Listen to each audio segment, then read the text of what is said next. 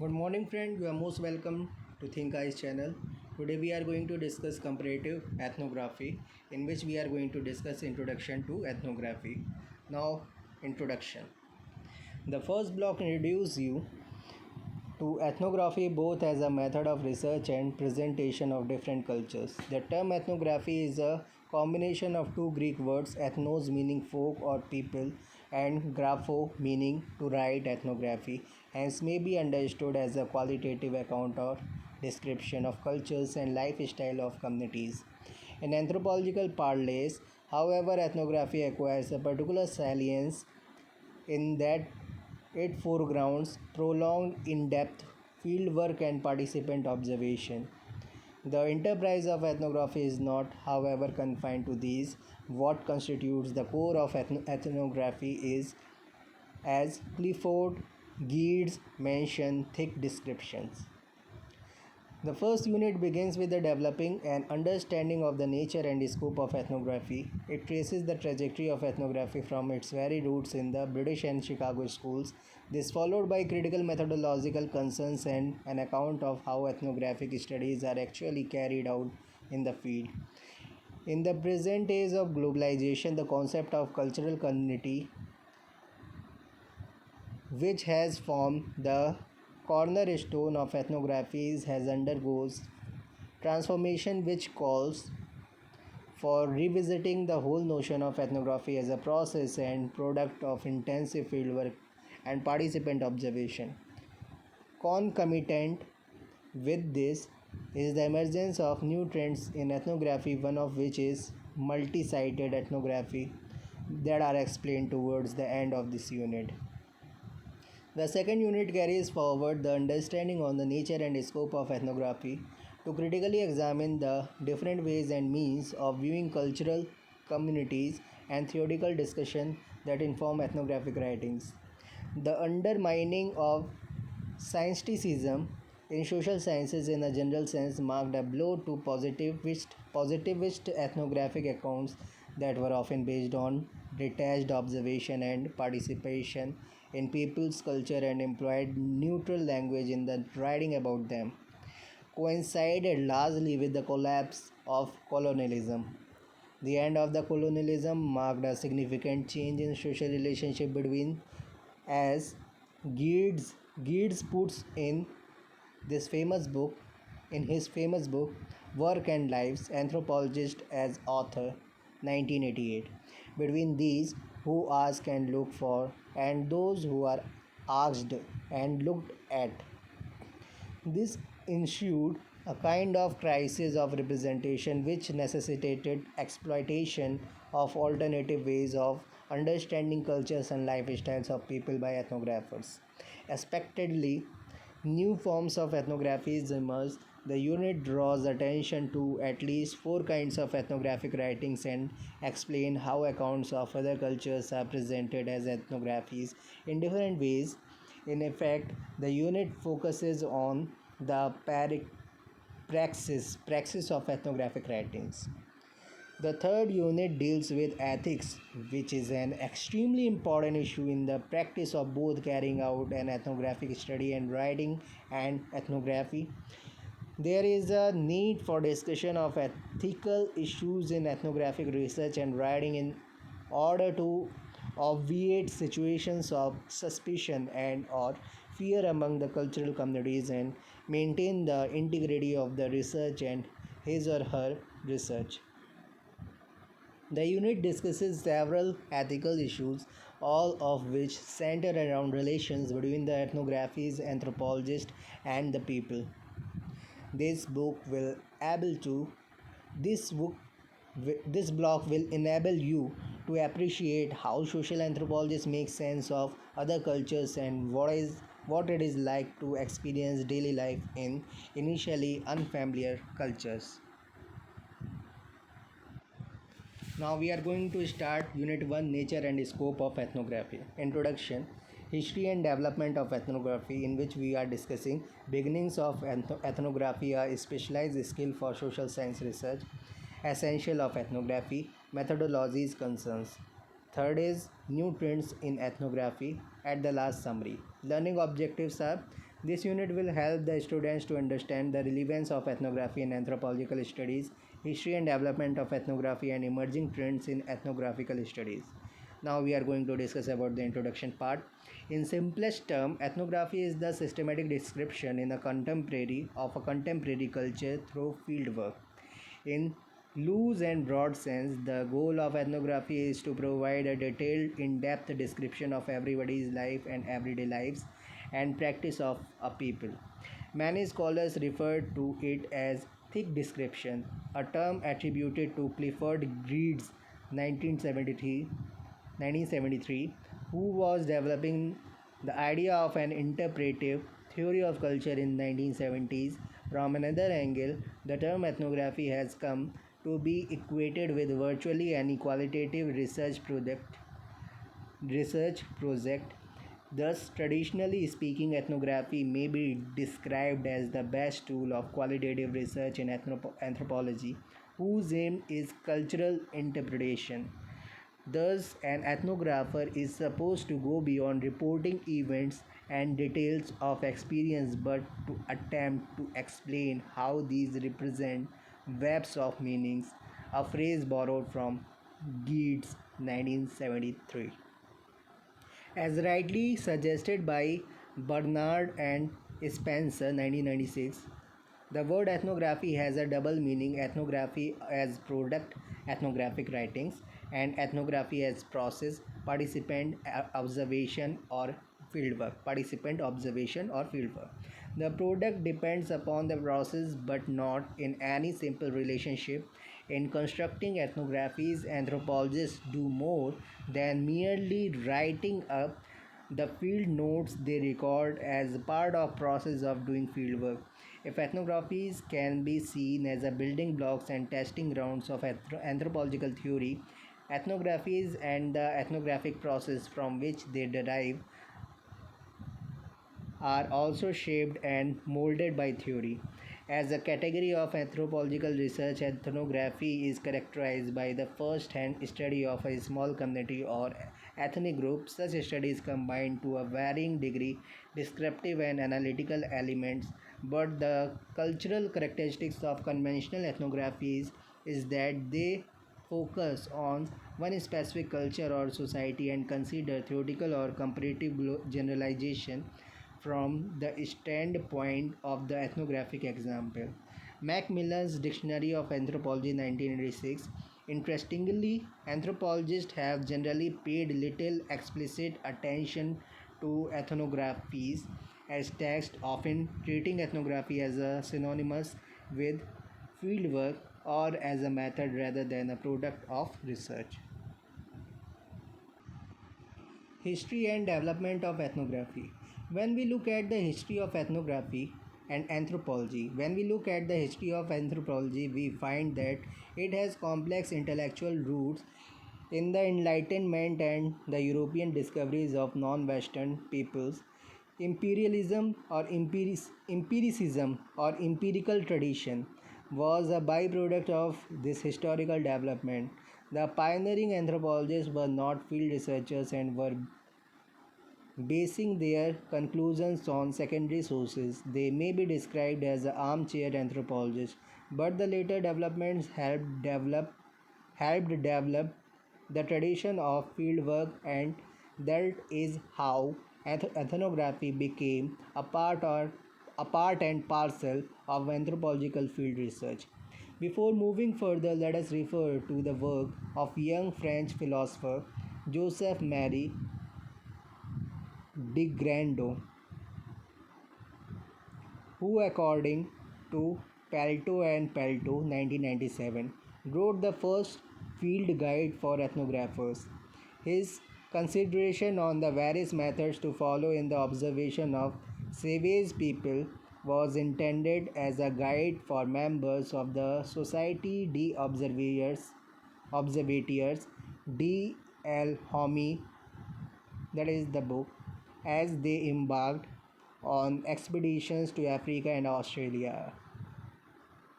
De Grand's 1969 discussed the principal weaknesses in the ethnographic observation of earlier explorers and argued that the first means To a proper knowledge of the savages is to become like one of them, and it is by learning their language that we shall become their fellow citizen.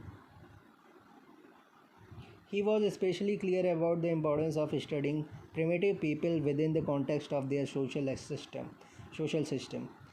He gave detailed suggestions concerning ethnographic observations, but his excellent fieldwork instructions had little effect on the French explorers. The long forgotten suggestions of de Grando and the earlier ethnographic work provide us with the perspective from which to view contemporary ethnographic activities. Pelto and Pelto Ibid. Bernard and Spencer's Ibid points out that ethnographies as they have evolved over the past centuries and a half constitute a genre, a form of writing conditions, a form of writing conditioned by the process of knowledge construction, epitomized in the anthropological triangle process or product comparison and contextualization.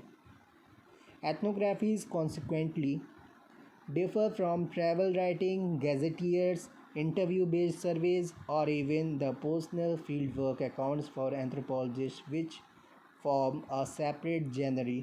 Ethnography, both as product and process, has a history and pattern of the development of its own. Beginning of ethnography as a specialized skill or social science research. British and Chicago School of Ethnography. As already stated, ethnography has a distinguished career in social sciences. There have been travelers' tales for centuries, which may be counted as the earliest form of ethnography, as these purported to represent the social or cultural reality through contacts with and observation of a country, culture, or a group. However, ethnography began properly during the 20th century as a result of two independent intellectual developments, British and the other North American. These may also be described as the British and Chicago School of Ethnography. The former was a product of the emergence of the classical tradition of social anthropology in Britain, and the latter as Chicago sociological tradition. The British school had close association between social anthropology and British colonialism, while social anthropology is no longer associated with colonialism. Its origins were tied to the needs of the British Empire to understand the cultures and peoples it was seeking to rule of the once of the British Empire to understand the cultures and peoples it was seeking to rule once the period of colonial conquest was completed.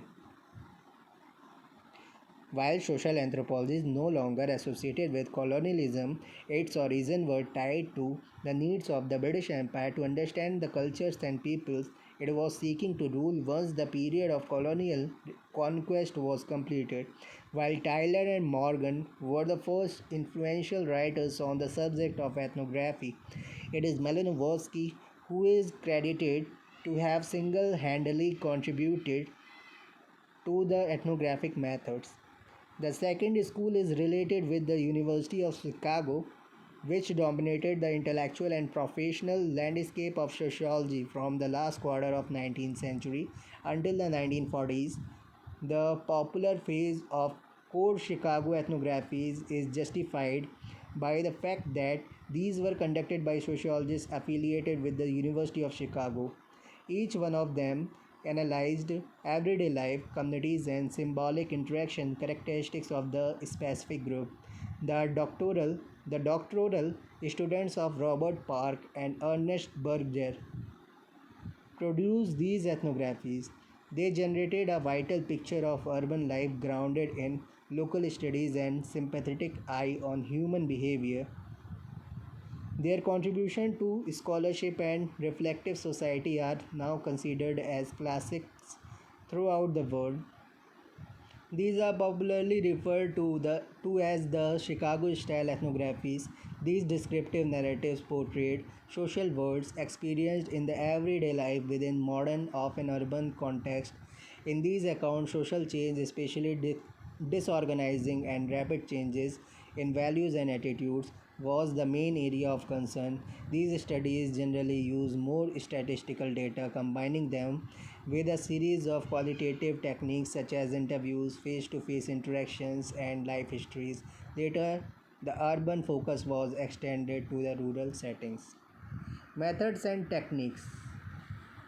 The methods and techniques of many 19th century ethnographers suffered from the pervasive evolutionist theory leading to a neglect of the contemporaneity of cultures they were studying. The reconstruction of history as a major goal of ethnography endured into the early years of the 20th century. With the advent of Bronislaw Malinowski and the others, the amateur history oriented ethnography was eclipsed. This happened because of the rise of interest in an historical, structural functionalist study of social system.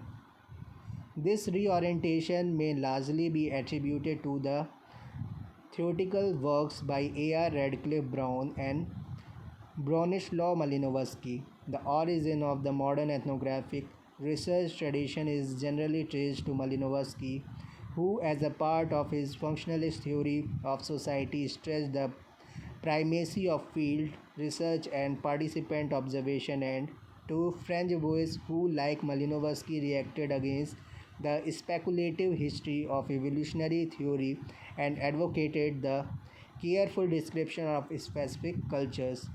Thus, ethnography in both American culture anthropology and British social anthropology from the post war periods onward acquired generally a historical perspective concentrating on the reconstruction of a specific cultural or social systems without regards to its historical development and historical consideration. Moreover, there is also a clear methodological advantage involved in the synchronic study of social life. Thus, the ethnographic present became the dominant style. Anthropology grew out of the intersection of European discovery, colonialism, and natural science. All of these plays their role in reshaping ethnographies in one way or the other, along with the intellectual roots in Enlightenment. In the early part of the 20th century, anthropology was typically concerned with the small scale, technologically simple societies. In part, this was out of a desire to record ways of life that were rapidly changing with the advent of colonialism. Rapidly changing with the advent of colonialism, although it would be a mistake to assume that these societies were somehow unchanging or even truly isolated before their contact with the West, and in part it was out of a desire to get the essential or elementary forms of human institutions. J. Monaghan and Peter Just 2000. Reflection. Bronislaw Kaspar Malinowski, 1884 to 1942, was born in Krakow, Poland, and settled in Great Britain in 1910. His basic training was in the mathematics and physical science, but he turned to ethnology because of sheer interest and established himself as a theoretical anthropologist. He carried out his path breaking and legendary fieldwork in the Trobriand Islanders between 1915 to 1918, on the basis of which he published a number of books based on his works. This work it includes such classic ethnographies as Argonauts of the Western Pacific, Crime and Custom in Savage Society, and Sexual Life of the Savages in Northwestern Melanesia. Through his ethnographic works, he raised the status of the fieldwork in anthropology to an art or craft. His skill in doing fieldwork through participant observation gave a new dimension to anthropological fieldwork. Essential of Essentials of ethnography. Modern ethnography work. Modern ethnographic fieldwork involves living in close contact with the population in order to observe their daily routine, rituals, and social acts, economic activities, and other aspects of cultural behavior. This could be possible through the participant observation. Malinowski is often credited with being the originator or at least the major developer of this style of fieldwork that involves intensive and long term immersion in the daily lives of native people. Though some anthropologists before Malinowski conducted fieldwork through native language spent substantial time in the field and in the process got involved emotionally with the people they studied, yet it was Malinowski who raised the ethnographic fieldwork to the status of an art or craft. The ethnographer Frank Cushing lived for about 5 years, 1880 to 1885, with Zuni Pueblo, participating in the life of the people, but the strong emphasis on participant observation owes much to Malinowski. As the main technique of an ethnographer, participant observation involves living with the people one studies. He or she learns their language and through it learns about their belief and behavior. The ethnographer participants the ethnographer participates as he or she observes. Much of his or her research is therefore based on subtle interference that he or she derives from informal situations. The ethnographer may interview formally for particular kind of information or may use questionnaires, psychological tests, or other standardized and relatively rigorous techniques. But regardless of what other methods one may be following, he or she is always alert to record the events going on around him or her, and understand their significance for particular problems for his or her general understanding of the life of the people. Thus, the ethnographer himself or herself is the most important instrument, and the value of the work depends on his or her participating broadly in the life of his or her host and sensitivity observing what is happening around him or her. Methodological concern. We have to keep several things in mind when we look at the ethnographer at work. This practice of ethnography is not an easy job. It is more likely that a fieldwork may make all kinds of mistakes. We have to identify the pitfalls to avoid these. When the techniques of participant observation requires living like the people, the field worker must maintain flexibility, humility, and sensitivity. Establishment of the personal rapport is a precondition for successful ethnography. Acceptance of the local personal rapport is the acceptance of the local food and drink is very important. Many ethnographers have reported that their acceptance of local food and drink was the first step to rapport establishment. Sharing food and eating with the population under study immediately brings dividends. It may pose a lot of problems for such ethnographers who are quite rigid and stubborn about accepting food other than their own. It may also involve the question of hygiene and sanitation. A strictly vegetarian and teetotaler ethnographer would be in trouble in such situations. Smoking poses problems for non-smokers.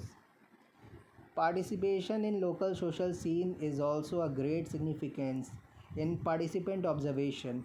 Most of the ethnographers have been following Malinowski's advice of taking part in day-to-day activities of the people one studies. One has to leave all the gadgets, pen, pencil, camera, voice recorder, etc. On such occasions, the notes may be taken later by recollecting the events and experiences. Through participant through participation in activities, the field worker sends the signals that he wants to be identified as the insider. Yet there are always a number of the areas of activities where an outsider's participation or even presence may not be considered desirable. Activities related with religion and ritual obviously come under this category of activities. However, avoidance of authoritarian and judgmental behavior is the prerequisite for ethno- for good ethnography. For good ethnography. Here comes the role of cultural relativism, the idea that a culture should be understood in its context. There are no universal standards according to which a culture is judged. This idea has led to respect for all cultures. Some anthropologists look at friendship as a strategy for fieldwork. This should not be taken as a strategy which sounds selfish. This must be a genuine feeling of friendship, which sometimes lead to a situation where the ethnographer may also become a medical aid for the people one studies. This happens when the ethnographer carries medicines for personal use, which may also be used for the people if need arises. The ethnographer must ensure that he or she does not betray the friendship formed during fieldwork. In the process, ethical questions are also to be encountered.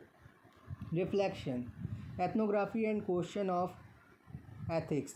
Ethnography poses a number of questions concerning ethics. An ethnographer has no control over who will make use of data and for what purpose.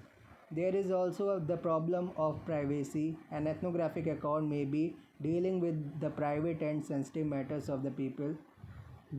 What would happen to the privacy of informants? One has to decide about how much of sensitive information has to be included in the report. In other culture studies, participant observation is never easy and the initial stages are the most difficult. These are the problems of living with the strangers. The ethnographer must earn the cooperation and confidence of the people he wishes to study. In this task, he must develop friendly and genuine respect for the culture of the people he studies. It also involves the difficult task of impression management. Though most of the ethnography work done by the anthropologist involves simple societies or peasantry, but from the second half of the 20th century, a number of the ethnographic work concerning urban population have begun to appear. Lebow's Tally Corner 1968, Keezer's The Voice Lords 1969, Patty's The View from the Barrio 1968, and Nash, A Community in Limbo 1970 are some such studies. Oscar Lebe's work under the banner of the cultural poverty, La Vida and Children of Sanchez, the Children of Sanchez are famous studies of urban poverty in slums. A number of anthropologists have also published their experiences in ethnographic research. Henry N. Saberwall, 1969, in Stress and Response in Fieldwork, gives interesting analysis of psychological and social aspect of the ethnographer's experience. Goldie, 1970, in Women in the Field, describes special role conflicts, problems, and advantages experienced by female ethnographers. Such narratives sometimes paint the picture of an ethnographer as marginal native. The end product of an ethnographic exercise is the text, which purports to deal with objective facts, which means that the text is the result of a serious process of objectivization and ultimate product of a complex interaction between self and the other. The convention of fieldwork has some inherent problems that eventually lead to the problem of subjectivity.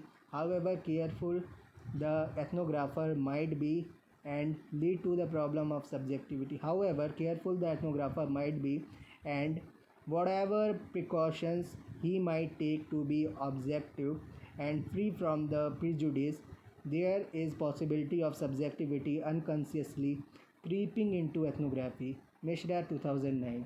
It should be realized that the fulcrum of fieldwork is essentially a human equation, an equation between the researcher and the informant. Since the anthropological fieldwork is carried out with people, it has to be collaborative in essence and spirit. In this collaborative exercise, the researchers and his promise to be objective constitute only one half of the possibility of ethnography being free from subjective consideration, as the other half depends entirely on the informants and their resolute commitment to share only objective realities with the researchers.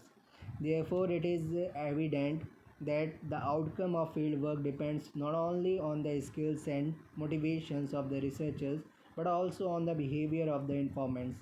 As far as the time duration of good or ideal ethnographic fieldwork is concerned, it should be at least one calendar year. This gives an opportunity to the ethnographer to interact with the respondents in different parts of the year, as the activities vary from season to season. Thus, the behavior of the people under study in different seasons may be understood. Moreover, a weakness in many ethnographies is that they are derived largely from male informants. This weakness comes from the fact that mostly anthropologists are male, and hence they find it easier and more acceptable in the local community to work with other males. The problem is further compounded by the fact that men are dominant in almost all societies and tend to monopolize the researchers' time and attention. The presence of the anthropologist wife or husband and even his children can facilitate entry into segments of society that would otherwise be difficult to deal with. Writing the ethnography is a crucial part of any anthropological work. Anthropology Today 1971 provides prudent and workable guidelines. It says that before the ethnographer can present his or her collection of data in written form, one must analyze the significance of his or her findings. The analysis is the process by which an ethnographer moves from the many observations that had been recorded to the generalized statement about his or her observations might imply. The analysis actually begins before the first observation are made. Moreover, the theoretical problems and interests the researcher develops before one enters the field determine, in an important way, the sort of findings that will be made by directing ethnographic attention towards some phenomena and away from others. It is impossible to observe everything, however, so there will always be selective observation. In scientific ethnography, this selection is guided by explicit theory. Anthropology, like all learning, is a social enterprise. Results are cumulative, and every study is strengthened by what has been learned in previous studies. When modern anthropology took shape in the early years of the 20th century, there were still large areas that had hardly been visited by Europeans and were much less subjected to systematic exploration. When Boas studied Indians on the west coast of North America, when Malinowski lived in the Trobriand Islands, when Bateson visited the Iatmul in New Guinea, and when Ivan Pritchard went to live among the Azande, they could only to a limited extent prepare themselves through reading earlier studies of the same people. They knew comparatively little about the sites they were going to. T.H. Erickson, 1995. The world has changed quite dramatically since then. There now exist studies from the region one visits as ethnographer. New trends in ethnography. When we look at the autobiographical accounts of the ethnographers, we notice that changes have come in fieldwork objectives, techniques, and styles. Palto and Palto Ibid make the following generalizations about recent trends in the contemporary ethnographic work. First, quantification of field observations and increasingly sophisticated operationalizing of field data have become more usual in ethnographic investigation than they were earlier. Much ethnographic research is now focused on urban social systems, complex segments of peasant societies, and other types of non primitive literate populations. The study of social change, modernization, and social processes looms large in contemporary research, partly overshadowing earlier concerns with static, equilibrated social and cultural systems. The tendency of ethnographer to identify with their people and to find positive values in their cultural practices has continued, but more and more anthropologists now go beyond these passive partisanships, seeking to foster social changes that would improve the socio-economic situation of their research communities. This trend is related to a series of ethical questions.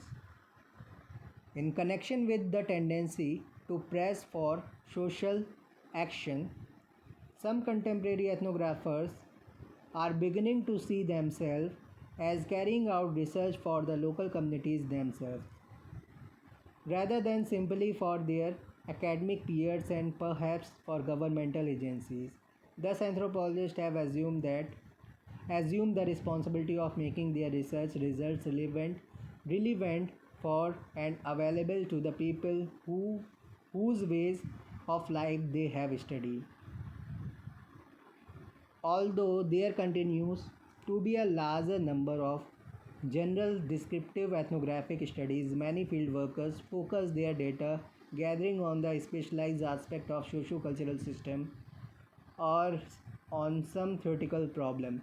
A general ecological orientation is becoming more common in ethnographic work, bringing with it a much needed re emphasis on physical and biological environment. Self conscious concern and writing about the techniques of field research must also be considered a significant characteristics of the contemporary ethnographic scene. Autobiographical accounts of field experience are a recent phenomenon.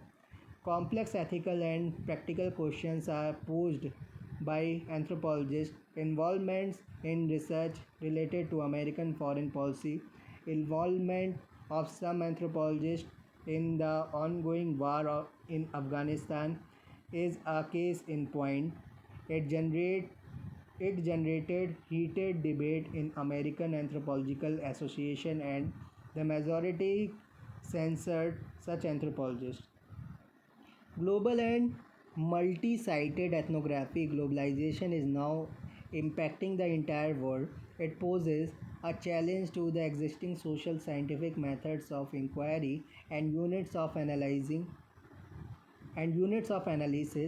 by destabilizing the embeddedness of social relations in human groups and places.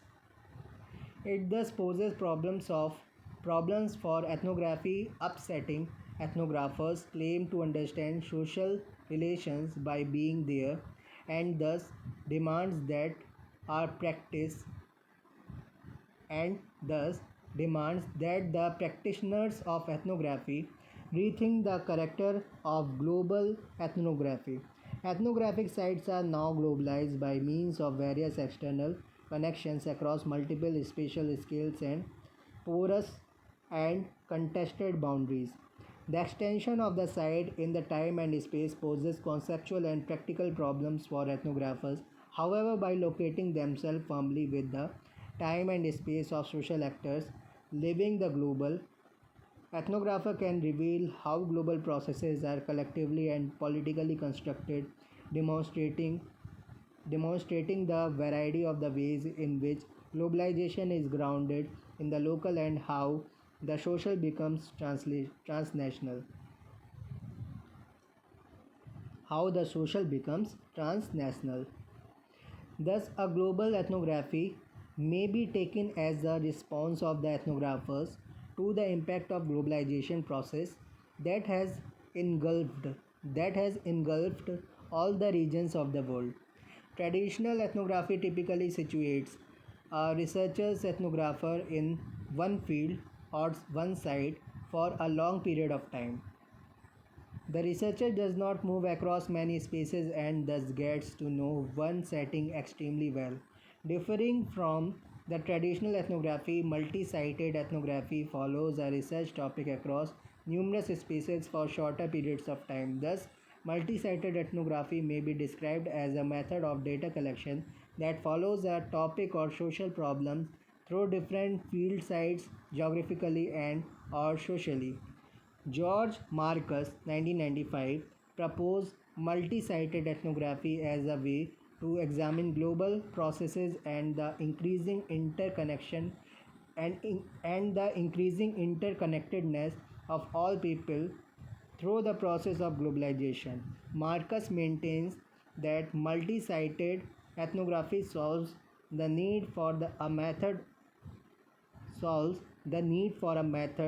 to analytically explore transnational processes, groups of peoples in motion, and ideas that extend over multiple locations.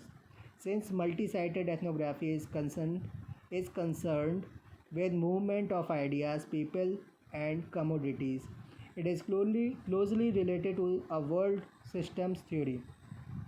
It is closely related to a world system theory influenced by Emmanuel Wallerstein, which views capitalism as a process without geographical boundaries. He argues that multi sited ethnography allows for a macro level understanding of a topic. It allows researchers to understand a variety of perspectives. It also enhances our understanding of how power structures from seemingly disconnected spaces ultimately impact a specific population. On a macro level, policies of one nation impacts people in another. The obvious limitation of the multi-sited ethnography is that it has multiple sites and thus prevents researchers from getting to know one site in depth. And if a researcher does not get to know a site in depth, the quality of the data may not be as good as the researcher expects. Managing access to the multiple sites can also be challenging. Moreover, when using multi sited ethnography to compare different groups' answer to the same research questions, there may be problems in obtaining comparable data and difficulties related to translation and appropriateness cultural appropriateness of question asked and cultural appropriateness of question asked. Summary. At the last, we will discuss about the conclusion or summary. Now, we are going to discuss the summary. Ethnography literally means a portrait of a people. It is a written description of a particular culture, the customs, beliefs, and behavior based on information collected through fieldwork. Thus, it is an art of describing a group or culture. It may be conducted in an exotic setting among a primitive tribal group, peasant village, in an urban setting, or in an industrial organization. When used as a method, it refers to a fieldwork based on participant observation by an individual who lives with and tries to live like those who are studied. It is usually for a year or more to observe the behavior of people in different seasons. People's behavior should be studied in everyday context rather than under experimental conditions created by the researchers. Data may be gathered from a range of sources, but observation and informal conversations are the best and most effective way. Key informants play the most important role, and hence they are to be selected wisely and used carefully and intelligently. Building trust and support at an entry stage is the most crucial, as this will facilitate or ensure the success of an ethnographic exercise. Ethnographic research usually produces a large amount of qualitative data. Ethnographic research does not usually start from a definite theory. It starts with data and usually without a hypothesis. Thus, analysis and interpretation became very important. Analysis turns raw data into cooked data and results are obtained. Theoretically, there is no end to an ethnographic research and is often determined by the time and resources available. Reflection. Though hundreds of ethnographic accounts are available from all over the world, we may have a look at some of the best known ones from different parts of the world and India that would be taken up in this course. First, Argonauts of the Western Pacific by Bronislaw Malinowski. The Newer by Ivan Pritchards. The Forest of Symbols Aspects of Dambu Ritual NDEMBU Dambu Ritual by Victor Turner. Death in Banaras by Jonathan Perry.